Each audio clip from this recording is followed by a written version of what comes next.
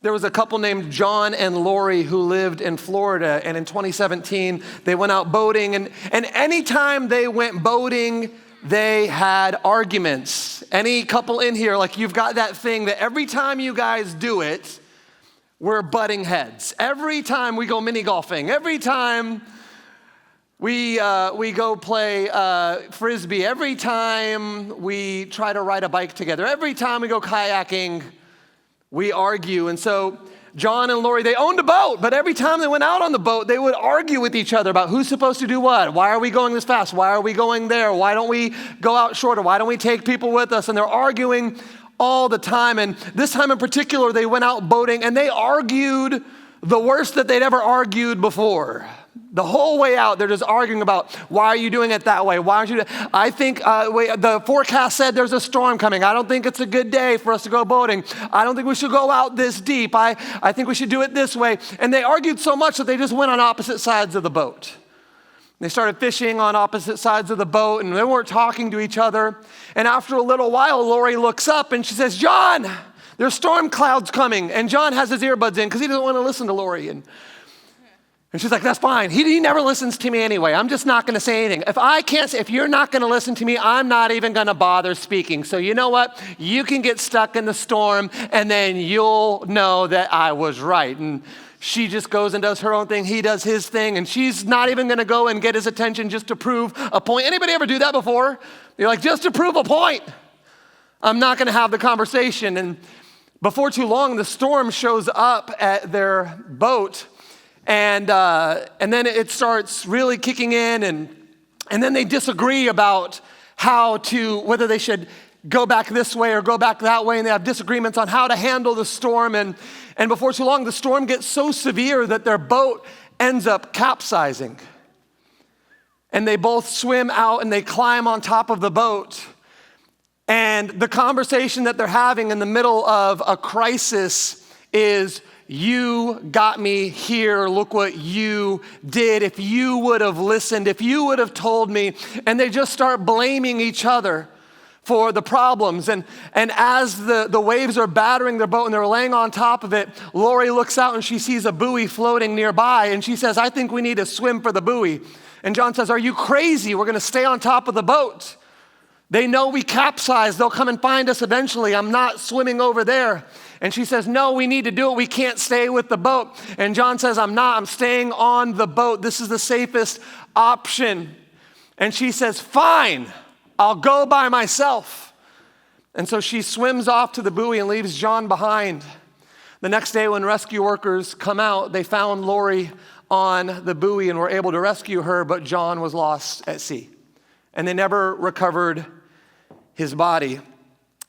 And the sad reality is that their relationship got shipwrecked, and the consequences were deadly. I have a question for you. Have you ever felt like your relationship was about to get shipwrecked? Have you ever felt like if we don't learn how to communicate, if we don't learn how to stop fighting, if we don't learn how to respect each other, if we don't learn how to come together, this ship is going to capsize? Maybe your relationship has already capsized. Maybe you've been turned upside down and you're barely hanging on and you're white-knuckling it and you're debating about hanging on a little bit longer or swimming away to something that you think will save you. But I have a question for you today. What if you could right the ship? Because I believe that God's purpose for your life is that you would not get relationship wrecked. I believe that God's purpose for your life is that you would get your ship together. That you would figure out the relationship issues that are plaguing you, that you would figure out how to overcome the crises in your marriage, the crises in your dating relationship, whatever it might be, the crisis in your engagement, wherever you are. I believe that God's purpose is that you find a way to grow through it, that you find a way to overcome it, that you find a way to work it out, that you find a way to come into unity with one another. So today, we're going to be talking about relationship wreck. So you guys ready this morning? And now I want to make it very, very clear from the onset. As I'm talking about this, I'm wandering into some of the problems and some of the challenges that we face in relationships. And I know that as I go into it, this is not a glove that fits every hand. Are you with me? I know that I'm going to be talking to people with a complex set of histories, a complex set of experiences, and a complex set of traumas. And I do not want to be dismissive, and I don't want to communicate in a way that if you have gone through maybe a relationship that was abusive or you've gone through something that was seriously devastating or bad, I don't want you to feel like I am talking to you the same way I'm talking to everybody else. What I am doing is I'm taking an aerial view at some of these complex issues that tend to shipwreck our relationships and trying to give you tools how in a healthy relationship or with people that are willing to work it out or somebody that is not maybe physically abusing someone, like we can work through a lot of these problems. Can you guys go with me in this message and maybe suspend some of the more extreme stories that you've experienced in your life and listen to the principles at play? Can we do that today? I want to talk to you about 3 things that can shipwreck your relationship. Now, again, this is not a comprehensive list. I'm sure some of you have had your relationships shipwrecked by things that I'm not going to mention today, but I want to talk about what I feel are 3 of the big contributing factors to your relationship getting shipwrecked. The first one is communication. Anybody ever have difficulty in communicating in a relationship before? Some of you, your partner raised your hand, you're like, I didn't know that. Why didn't you communicate it to me? But here's the thing. We have difficulty in our relationships with communication, and that can lead to us being shipwrecked. So I want to invite my wife, Ashley, to come up and get in the ship with me. Ashley, can you come up here? I want you guys to put your hands together for Ashley. All right. So are you ready for this illustration? So, yeah. Yes, sir. You think so? Uh-huh. Okay. Well, you should be. Okay. Because I asked you to do it 5 minutes before service started. Yep. And I need you to. This is nicely sized. Can you not put your foot in my back? Can you, listen, can you be less good? Got it. I'm in. That's what happens when you marry a 6-foot woman. What are you doing? What? What are you doing? I told you I need you to help me steer the. Did you tell me that? No, I feel like I did. Were you listening? I told I need you to help me. Okay, I grab a thing. I grab this. Sure. I mean, like. So It's kind of intuitive, right? Like there's an oar and we're in a boat. Like, do you know what you're doing? Mm-hmm. Are you sure? Okay, because what I need you to do is I need you to help me get to my dreams. And right now, I feel like you're an anchor. Okay, well, you know what? I'm not sure that you really told me what I was supposed to do. I really feel like you're embarrassing me in front of the church right now. I was doing something else. You know what? You're like, hey, 5 minutes ago. You know what? I feel like you should just be able to pick this up. I told you that we're going to be going in the illustration in front of people and paddling the ship, and you're just not doing it. And I just feel like you didn't listen to me. All right, I was told there was a boat, and this is clearly a pool toy. I feel like you know what? Fine. Okay. All right. I think I need. You can figure it out. Right. I don't need help. Just waddle out of the boat. All right, I'm gonna go back here. It's uncomfortable, isn't it, when people don't know how to communicate? Have you guys ever been in that situation before? Where you're like, I thought we talked about this. I thought we went over this. All the time. And when I talk to couples, communication is one of the number 1 issues I experience from people in modern relationships. We don't know how to communicate. Have you ever said those words to a partner before? We don't know how to communicate. Now, the origins of your lack of communication can be different from relationship to relationship. For a lot of you, your inability to communicate might come from your level of stress. We got a lot of stress around us, and when I'm stressed out, I tend to raise my voice. When I'm stressed out, I tend to get more irritable. When I'm stressed out, I tend to lash out a little bit more. For some of you, it might be assumptions. You might communicate based off of an assumption and not off of a reality. And so now I'm mad at you, not because of something that you did, but because of something that I assume about you. Some of us, we have communication breakdowns because of our styles. Like, how many guys understand that there are some significant differences between masculine energy and feminine energy? Are you with me this morning? Like there's sometimes sometimes I hear women that come up like predominantly when I hear that we don't know how to communicate, predominantly it's a woman that's saying that. They're like my husband, and what she means is like my husband doesn't know how to communicate. Men don't know how to communicate. Have you ever heard that before? Like men know how to communicate, we just communicate differently than women. Are you with me? And a lot of times, like, our inability to communicate comes from societal pressures. Like, for a lot of times, like men, we've been told that, like, when we get passionate, we kind of come across as intense. And so maybe we dial it down a little bit more. Women, sometimes when you get passionate, people tell you that you're naggy. And so, like, well, I'm just not going to say anything. And so there's different styles that we use to communicate. Men, when we communicate, we're kind of more logical and we're kind of more fixers, and we want to get in and just fix the problem. And a woman's like, don't fix me. I want you to understand me. I want you to empathize with me. And so we're both communicating. We just have different styles of communication. For a lot of us, our communication doesn't go anywhere because we don't trust each other. I don't believe you. I don't trust you. So I hear what you're saying. It's not that you're not communicating. You are communicating. I just don't believe the words that are coming out of your mouth. And so now I feel like there's a communication breakdown, even though we're saying the same things. For a lot of us, it's triggers. Sometimes we get into conversations with somebody and we feel like they're a bad communicator, but in reality, they're just triggering a trauma from our past. And it's not necessarily that they did anything wrong objectively in themselves. It's that they said something that reminded us of something wrong that somebody else did.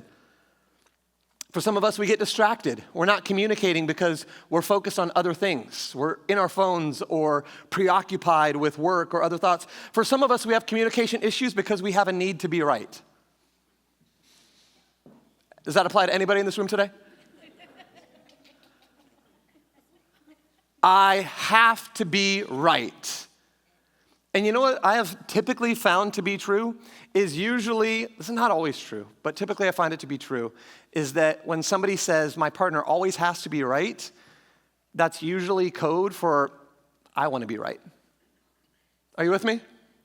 It's usually code for I want to be right, and they're not budging, so then I'm going to throw in their face that they always want to be right, when in reality I want to be right. And you know what the truth is? We all want to be right. And when your need to be right supersedes your need to understand your partner, you're going to have a communication breakdown. And so all of us find ourselves at different points in our relationships experiencing the relationship wreck of a lack of communication. And I have a theory.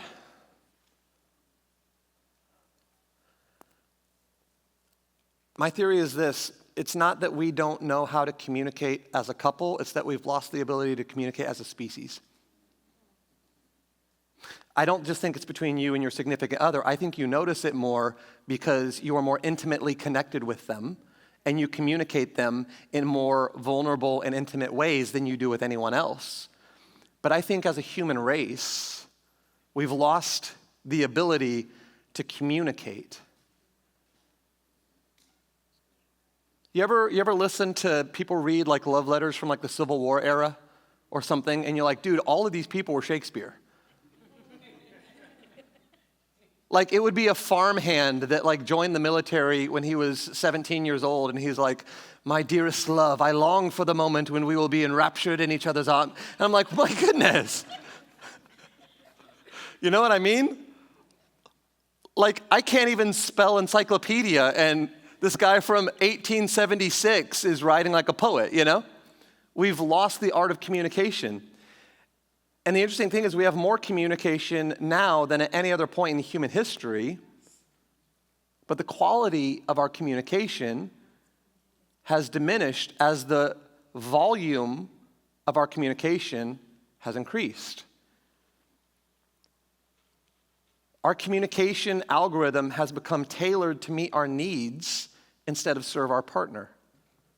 When you guys get on social media, your social media algorithm is curated to provide you with a dopamine hit. Everything that appears to you when you get on TikTok has scanned your preferences. It knows what you like. It knows what you're interested in. It knows what makes you laugh. It knows what you're going to engage with. It knows what you're going to like. It knows what you're going to share. It knows what you're going to repost. And it feeds you everything that you want to see. It tells you everything that you want to hear. If you're having a difficult relationship and you start looking up what a narcissist is, it starts telling you all the stuff that validates why your partner is a narcissist. Here you go, and you're like, he does that too. He yells at the TV when the football game's on. And somebody's like, girl, one time I told my husband my deepest thoughts, and he said, I'm sorry, were you talking? And I realized in that moment, he's a narcissist. If you got a narcissist, girl, you need to run. And you're like, ah. And then you're sad and you go there and you open it up and it shows you a video that makes you laugh and it makes you smile, and then you have a question and it answers your question, and all of these things, it's curated to give you a dopamine hit. Of course your partner's not going to be able to satisfy you. Because we live in a generation, we live in a day and age where we have a little device in our phone that the communication we get from it every single time is curated to make us happy. And then we put our phone down and we turn to our partner and we have a conversation with a human being with their own set of needs, with their own set of expectations, with their own set of desires, with their own set of brokenness, with their own set of everything else that we have, and they don't give us what our phone gives us. And so we blame the person instead of blaming the culture. And you say, we don't know how to communicate. And the reality is that as a species, we're losing the ability to communicate because the magnitude of communication that we have has inundated us and desensitized us to be able to have a realistic interaction with another human being. I want to let you know something today. If your expectation of communication is influenced by media, you're going to constantly be dissatisfied and feel like you have poor communication. Can I give you a news flash this morning? Bridgerton is not real. It's scripted. You guys understand that this morning? Like that Duke on the show had a team of writers that were like, what's gonna make the women tune in?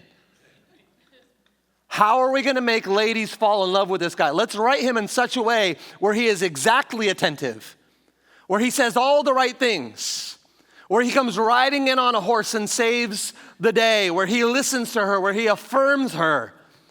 You know what I mean? Where he has perfect teeth. Where like the conversation about whether he put on deodorant that morning or not is not ever gonna make it to the show. Are you with me? It's not real. It's not real. But you watch it, and let's be perfectly honest. Here's a key difference that we need to understand. A difficult trap that men fall into that breaks our expectations and communications of women is pornography. Men watch pornography, and then you go into a relationship and you expect your wife to behave the way that you saw in those videos. For women, on the other side of that, it's romantic films. It's romance novels. Are you with me? And then you see these, and then you wonder why you're not having communication that you want to have in your relationship.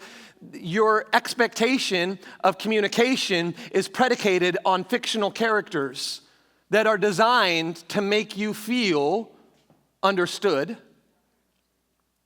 to make you feel heard, to make you feel valued, but they're not actual people with their own actual needs and their own actual problems and their own actual brokenness. They are fictional characters that are designed from the pit of hell to get you to become dissatisfied with the person that God has placed in your path. And a lot of times, when we say we don't know how to communicate, we're saying the wrong thing. Like, have you ever said something out loud and thought about why you said it, and you realize that why you said it had nothing to do with the words that you said? When you say we don't know how to communicate, what you might mean what you might really mean, let's be honest, when you say, we don't know how to communicate, we need to go to counseling, we don't know how to communicate, what you might mean is that you don't know how to listen to me. You don't know how to understand me. When I say that we don't know how to communicate, what I'm really trying to say is that you don't know how to communicate. And when I say that you don't know how to communicate, what I really mean is that when I communicate, there's a brokenness on you that does not reciprocate or respond to the communication that's coming out of me. And so what I really mean to say is you don't understand me. That's what I mean to say. But you know what you really should be saying is I don't know how to listen to you. That's what you need to be saying.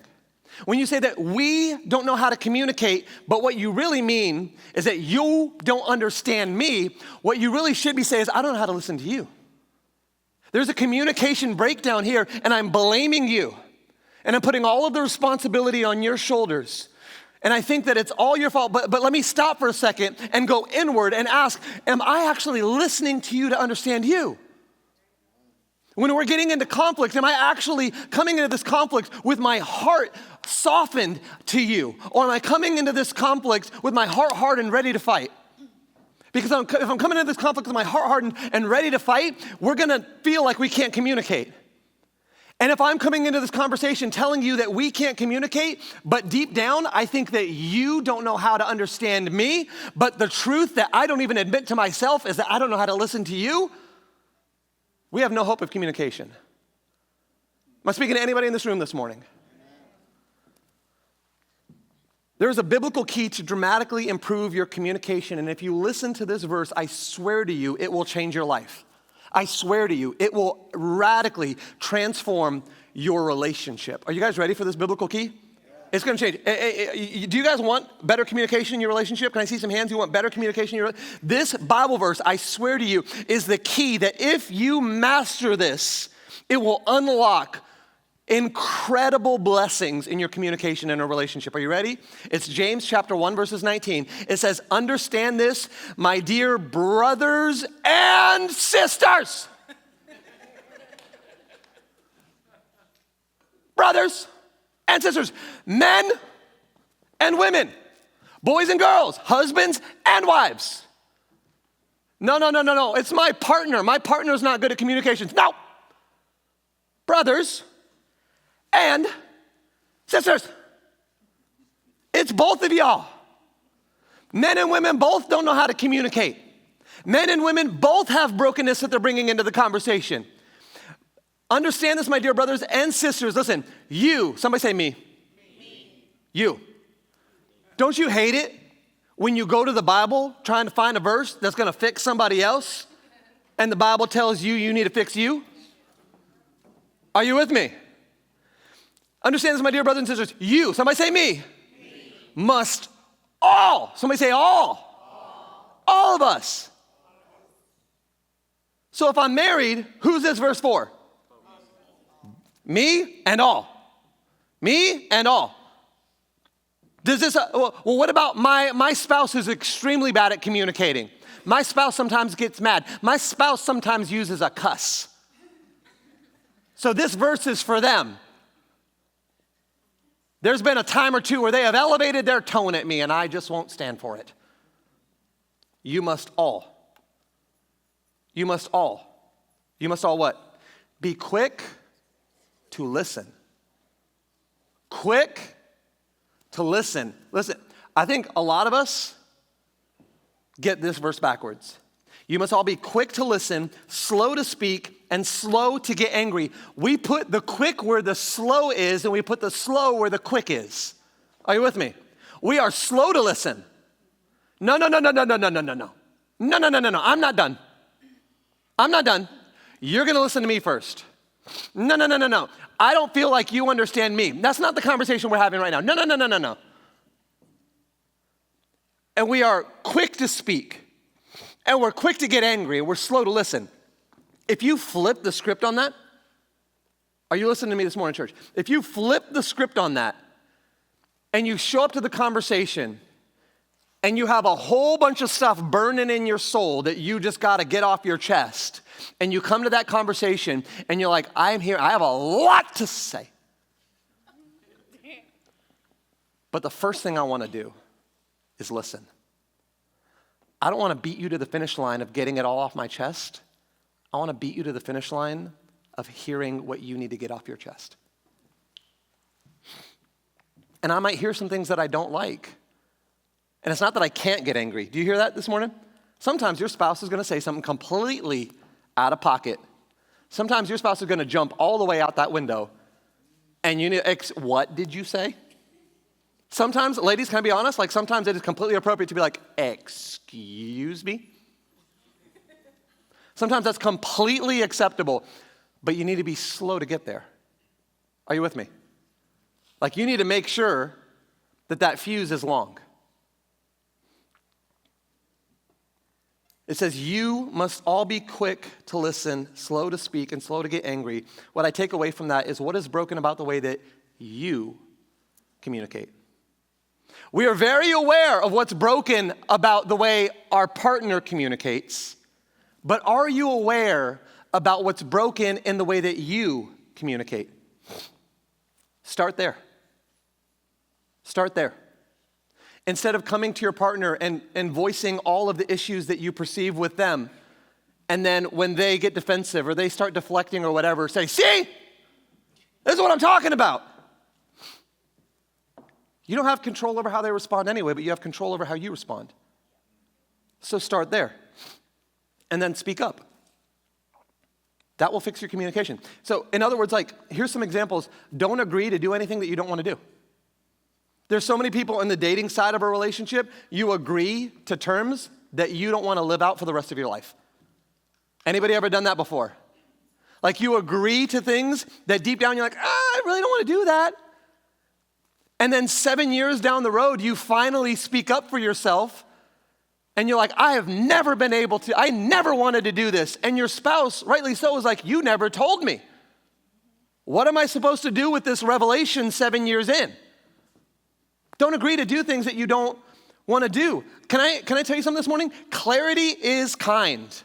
For those of you that are dating and you're not married yet, let me help you by starting the relationship off on some sure footing. Clarity is kind. A lot of times we're like, I don't want to say the truth because I don't want to hurt their feelings. Hurt their feelings on the front end. Clarity is kind. No, that's not, I don't believe that. No, that's not my political perspective. No, I'm not interested in going there. No, I'm not interested in partaking in that. No, that's not my value system. No, that's not the way I was raised. No, I absolutely do want kids. No, I absolutely do not want kids. Be clear. Set your boundaries. Set your expectations. Outline your goals. Voice your dreams. And ultimately, be careful how you label things. Because often what is broken in our communication is how we talk about things in our relationship. Can I give you a newsflash this morning? Just because your partner disagrees with you does not make them a narcissist. Like, we live in a culture where everybody's a narcissist. Have you guys noticed that lately? Like, everybody, like, they're slightly selfish, they're a narcissist. Yeah, my last boyfriend was a narcissist. He forgot Valentine's Day. Only thought about himself. My last girlfriend was a narcissist. All she did was just buy makeup and hang out with her friends. Like, it's not a narcissist, you know what I mean? Like everybody nowadays that you disagree with or that doesn't treat you like you fell out of heaven on a gold platter is a narcissist. Now, are there legitimate narcissists out there? Yeah. But you know that's a diagnosable psychological thing, right? And the people that are legitimately have narcissistic personality disorder, like narcissistic, like their issues, like those are very, very rare. And that every human being exists on a spectrum of narcissism. And you can be so insecure that you're a narcissist because all you think about is yourself. And it's just negative. Or you can go the opposite way, and we all exist somewhere in that spectrum. Are you with me this morning? And there's a healthy portion where it's like, it's good to believe in yourself. It's good to think that you can do things. It's good to think you can accomplish things. And that's where we should be on that spectrum. And sometimes people are a little further in one direction or another than they should be, but that does not make them a narcissist. Just because your spouse gets upset does not mean that they're abusive. Are you with me this morning?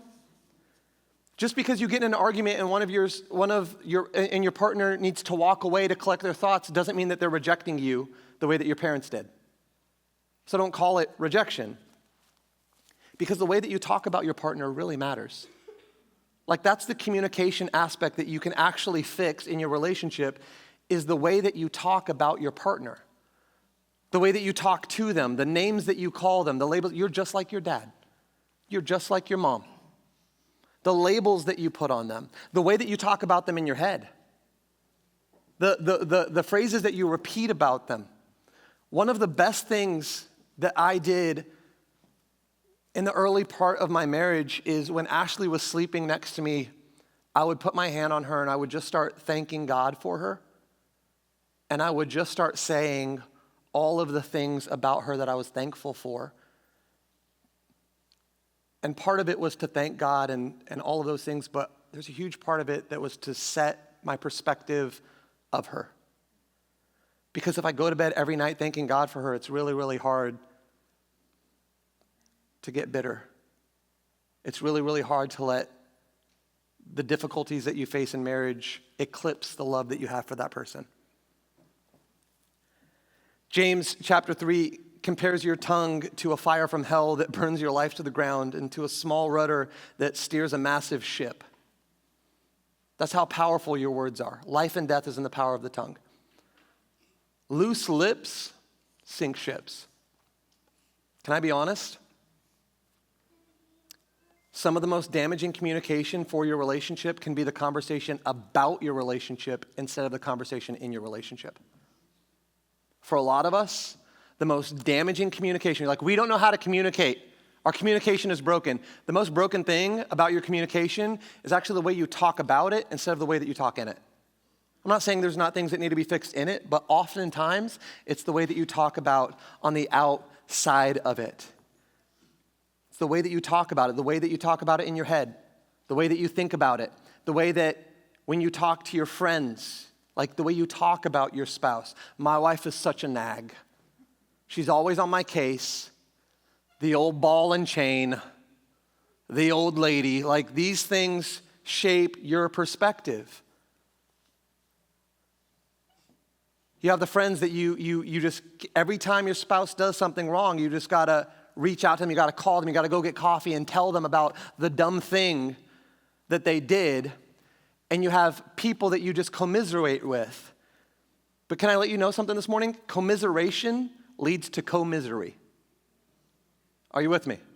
When you commiserate the problems that you have, you are just existing in co-misery with you and the person you're commiserating with. And then both of you are miserable. And both of you hate the person. And both of you take on each other's issues and each other's baggage because of the communication that you're having about your relationship while blaming the communication that you're having in the relationship. Relationship wreck number 2. Are you guys ready? Relationship wreck number 2. You guys don't sound like you're ready. You guys are like, I'm really mad about the first shipwreck. I don't appreciate your communication, Pastor Daniel. Relationship wreck number 2 is expectations. Expectations. Relationship wreck number 2 is expectations. Relationship wreck number 2 is expectations. Ashley, you're supposed to come up here and help me with this illustration. You didn't know? I expected you to just pick it up when I said it like 5 times in a row. Sit back down, okay, forget it. It did seem weird when forget, you did forget that. it. Okay, I'll sit down. Forget Sorry. it. All right, thanks. Forget it. You were supposed to show up, but you didn't. You left me hanging. I said it 4 times, like you guys knew what I was meaning, right? Like you guys knew. She should have known. She really should have known. I mean, we did one illustration already, and then she missed the second one. She should have figured that out. Anybody ever have unmet expectations? Anybody ever get disappointed in a relationship before? Can I let you know that is the quicksand of culture is giving you unrealistic or unhealthy expectations. Culture's expectation of dating isn't preparing you for marriage, it's preparing you for divorce.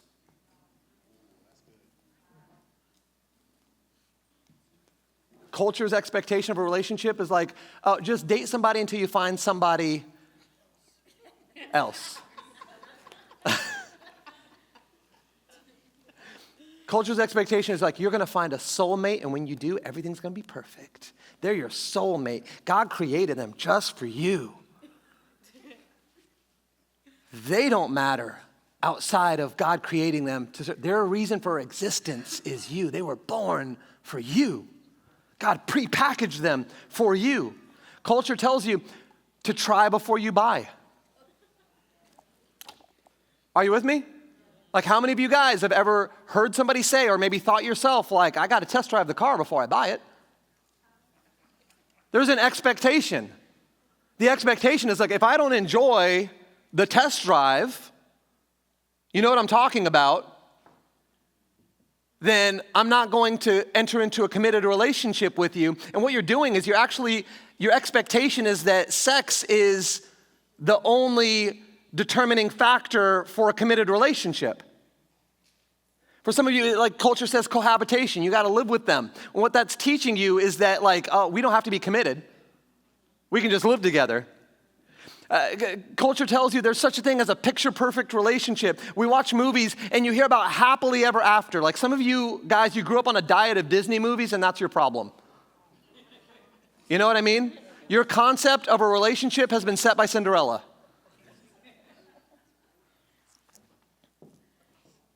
Happily ever after is a fabrication. Anybody that's been married for some years in here, you know exactly what I'm talking about. And you can be happy in a relationship, but happily ever after is a lie. You know why? Because it's a glaring omission of every tension. It implies that there is an absence of struggle. We are living happily ever after. Listen, that's only part of the story. I am happily married, but sometimes I'm not. Are you with me? That's real talk. I want to live with you for the rest of my life, and sometimes I want you to be dead.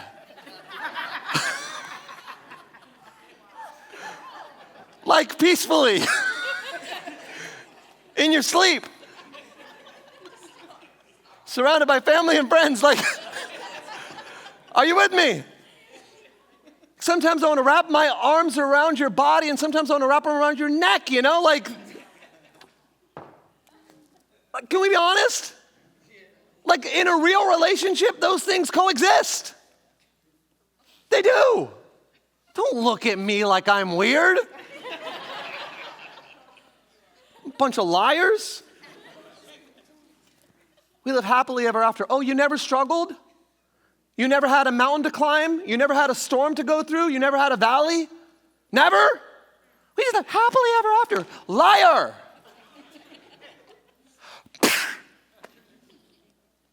And then that becomes our expectation of what a relationship should look like. The fairy tale. The more you obsess over your expectations, the more dissatisfied you'll be with the outcomes. You should know what I need by now. You should just know.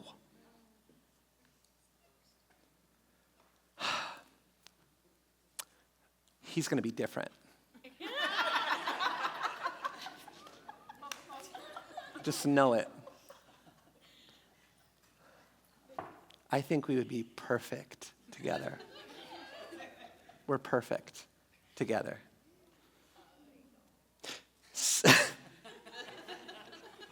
Set realistic expectations, or you're going to find yourself shipwrecked on the cliffs of what you think should be instead of what actually could be. We're going to be perfect together. No, don't say that. Say, we're going to do our best together. We're going to overcome things together, for better and for worse.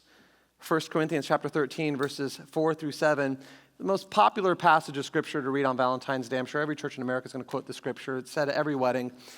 but I want you to listen to it in a different light. It says, love is patient and kind. It's not jealous or boastful or proud or rude. It does not demand its own way. It's not irritable. And we hear that and we're like, yeah, my spouse needs to be loving. He needs to be patient. You're not. You're jealous and you're boastful and you're proud. And I'm over here being a 1 Corinthians 13 spouse, and look at you. And we skip the part where it says, and it keeps no record of being wronged. Because if you've ever used the first part of this verse as a stick to beat your spouse with, you are proving to yourself that you yourself lack love. Because you are keeping meticulous accounts of the times that they've wronged you. It says love never gives up, never loses faith, is always hopeful, and endures through every circumstance. Endures through every circumstance implies that there is no happily ever after. Because this relationship is one that I am going to appreciate and endure. Are you with me? Yeah. Nobody ever looks at somebody that they want to marry and say, I want to endure you for the rest of my life. But that's the reality. Sometimes love endures through crisis. It endures through arguments. It endures through unmet expectations. So instead of having an expectation of not being wrong, expect that you will be wronged. And keep bad books when you are. Can I encourage you today? Do not be an accountant of all the times that your partner has let you down.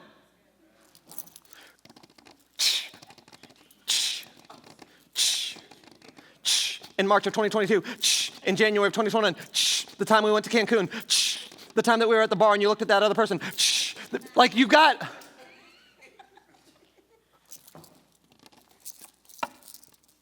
Yeah, your ex-girlfriend, right here. You got records. You got books. You have a rap sheet on your husband. It's like a scroll, and you drop it down, and it rolls down the hallway of everything. You're like, I don't remember where I left my keys, but I remember the thing you said to me 16 years ago.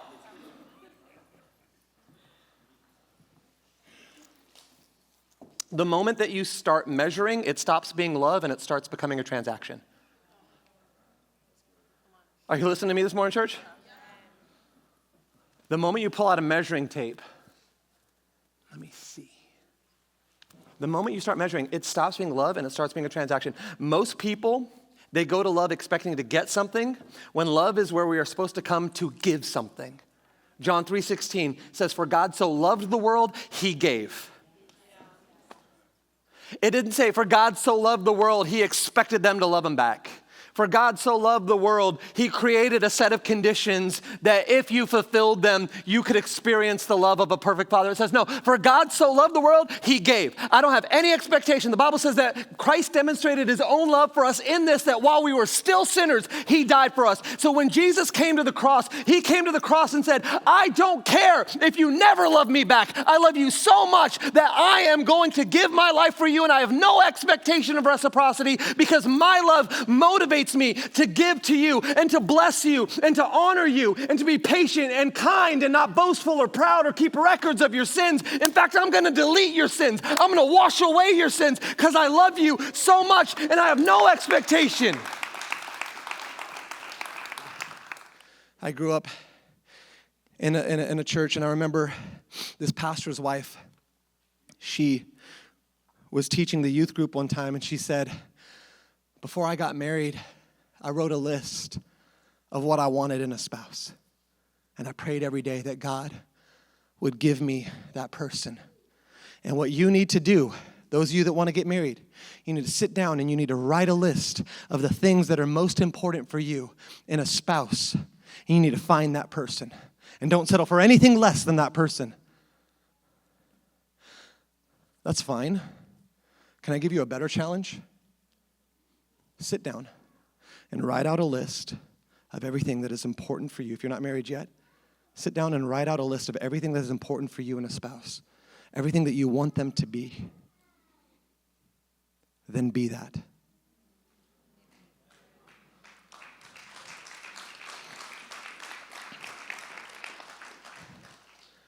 I got to hustle. I'm way past time. My third and final is baggage. It's baggage. Baggage. We all come into our relationship with baggage. You can come up here now. Thank you for communicating that with me. We all come in, I communicated to you the first, but we all come into our relationship with baggage. We're gonna get into our relationship. Ashley, get into the relationship with me. I'm coming. Get in the relationship. It went so well last time. Now, listen, I need you to hold I'm not on gonna because keep a this is record my of what happened last time. This is my childhood trauma. Okay. No, this is my childhood trauma. It's bigger. Let me give you. This is Okay, my childhood I'll trauma. I'll hold it. We got to fit here. it in. Yeah. Yeah. This is all the stuff you did. No, by the way. But my bag This is is hanging before over the you. side, so This is before you. This is because of you. Okay. And I've got. You brought your own bag? Yeah, it's not There's very big. No. I had a This is good- ridiculous. it's- okay. it's cute, You though. had your life was way easier than mine. Listen, it's really special to me. Your parents were chill. Your siblings did not bully you. All right. You can't bring this in. You're I was so taller weak. than all the boys. Okay, I need You're this. so weak. You know what? I don't care that you were taller than all the boys. What a lame problem. Listen. Like, can you? I've got things that I need to deal with, and you bring your baggage, and now your baggage is bumping into me. Yeah. And really, what we need true. to make room for is my problems. I feel like my bag just got heavier. When we, don't blame me for your baggage. When we come to our relationship, we bring baggage with us, don't we? Yeah. I can't get out of this squishy thing. I got my own baggage that doesn't let me out. Hey. You get married, you let your body go, you know what I'm saying? I used to be able to get out of boats when I met her. Oh my gosh. You guys should not have laughed as hard as you did. Now I have baggage from you guys. You ever notice that you're happiest in the earliest stages of the relationship? I call those the baggage-free zones. Like the early part of the relationship is the Frontier Airlines of relationships. You know what I mean? Like no bags. I'm not bringing any bags on this flight. This is a budget airline. This is Spirit. I am bringing a purse and that's it. So I'm trying to fly for $7. Like the early part of our relationships always feel the most happy because we haven't emotionally moved our junk in yet. You know what I'm talking about? You don't really know them yet because you haven't seen all of their stuff. You know what I mean? You guys ever go to somebody's house and you're using the bathroom and you check the medicine cabinet?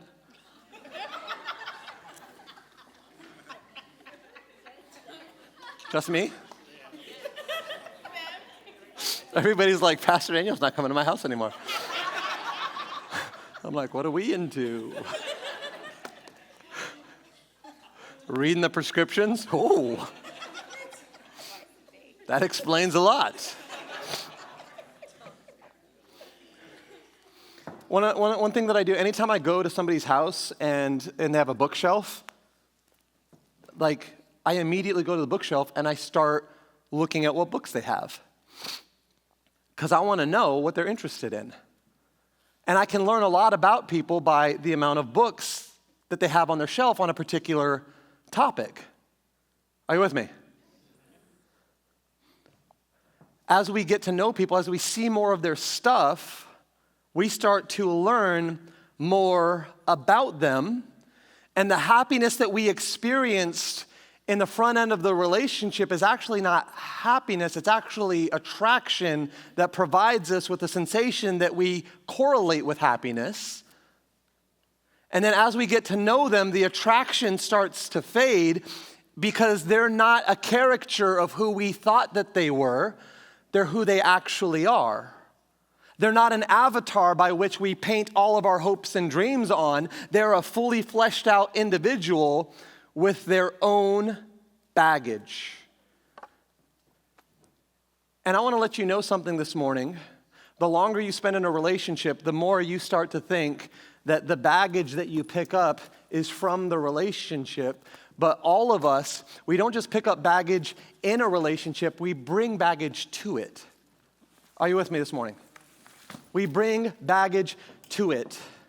When I met Ashley, I had 2 decades of life under my belt that influenced how we interacted.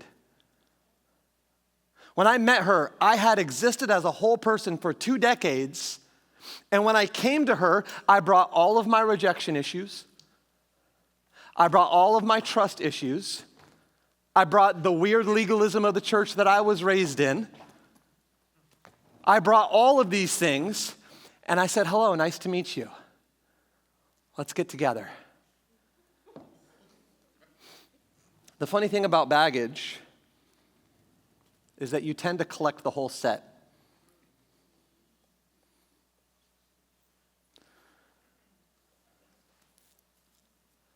Anybody ever go on a trip and you need to buy some baggage and you just go down to Marshall's and you buy like that 3-piece? Like you buy the 3-piece set, it's all matching. Like that's the ideal, right? We get matching luggage. We tend to walk around with matching trauma. Are you with me? We tend to collect the set. This backpack doesn't fit with my baggage, so I'm gonna be less prone to pick it up, and I'm gonna be more prone to pick up the things that match the color of the things that I've already experienced in my life. When you have rejection issues, you tend to see everything through the lens of rejection, and you start adding bags of rejection. Are you with me? You start adding bags of rejection. My first girlfriend cheated on me. So when I go into this relationship, I have trust issues. When are you gonna leave me? Why are you talking to them? Why did you look at them? Why do you think that that's a friend? And all of a sudden I'm bringing this baggage and I'm collecting the set. And then the first time that you do something to me that I perceive as rejection, I'm like, that's exactly what my first girlfriend did to me. And I add another piece of baggage. Or the first time that you actually screw up and you do something that is unkind or that does reject me in a way, I add that. The first time that you're like, no, I don't want to come out and hang out tonight. Baggage. And I start stuffing more things in my bag, and before long, I don't have a 3-piece set, I have a trunk full. And I'm carrying this baggage around with me. And then the reality is now I have more baggage, and my expectation and all of our expectations, we want people to carry our baggage while dealing with their own. I need you to carry my bags and also carry yours. Like, I don't want to be a repository for your issues, but I want you to be a repository for mine. And when we call up our partner and we talk on the phone, we tell them all the things that happened in our day today that were bad. And we sometimes fail to check in on how they're doing and help them carry their burdens. And a lot of us, we've lived difficult lives. And unfortunately, in this world, there's a lot of pain, there's a lot of sorrow, there's a lot of brokenness. A lot of you came from a broken family. You saw a broken marriage. And there are a lot of broken children from broken homes that grow up with unmet expectations, and in the pursuit of their expectations, they end up raising broken children in broken homes. And they break their families like they're a broken family instead of breaking the cycles that break the families. Because we're all just walking around carrying all of our baggage, and we don't have our hands available to be able to serve you and help you process yours. As Christians, there is a key for us to avoid the relationship wreck of baggage. Are you ready for it? 1 Peter chapter 5, verses 7, it says, cast all of your baggage on Jesus because he cares for you. Cast all of your baggage. Cast all of your burdens, all of your problems on Jesus because he cares for you. A lot of times we come to a relationship and we find somebody and we're like, I found you. Take it. Lift it off my shoulders. Take away my insecurity. Validate me. Encourage me. Love me. Fix me. Heal me. Make me whole again. Give me the love that my dad never gave me. Give me the nurturing that my mom held back from me. Help me overcome my rejection. And in reality, no person was built to carry the weight of your baggage and theirs. We were all built to surrender our baggage to the only one that can carry it. Don't expect somebody to carry their cross and yours. The only one that can shoulder that weight is Jesus. And so instead of coming to a relationship with the unhealthy expectation that somebody else will carry all of your burdens, all of your baggage, all of your problems, bring it to the foot of the cross and lay it down. And if you give Jesus your baggage, you're going to be much better equipped to be able to help your partner bring their baggage to Jesus too.